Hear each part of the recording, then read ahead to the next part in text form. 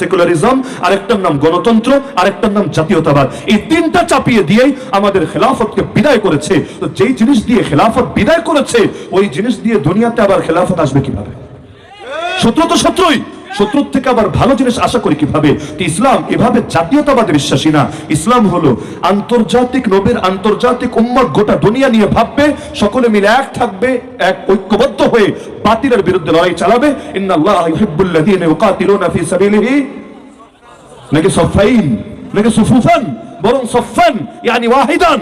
আর আল্লাহ ভালোবাসেন তাদেরকে যারা এক কাতারে সারিবদ্ধ হয়ে লড়াই করে শীর্ষধারা প্রাচীরের মতো মজবুত হয়ে কাফেরদের বিরুদ্ধে। আল্লাহ তাদেরকে ভালোবাসেন। এই এক সারিতে আসতে বাধা কোথায় জানেন? এই জাতীয়তাবাদে। গণতন্ত্রের সাথে জাতীয়তাবাদ জড়িত। আজ আমরা যারা দিন কায়েমের স্বপ্ন দেখি না, আমাদের চিন্তা চেতনা সীমাবদ্ধ খালি এই জাতীয়তাবাদী রাষ্ট্র নিয়েই। এর বাইরে আমাদের প্ল্যান কি, পরিকল্পনা কি? এমনকি সেকুলার দলগুলো তো আন্তর্জাতিক সম্পর্ক মেনটেন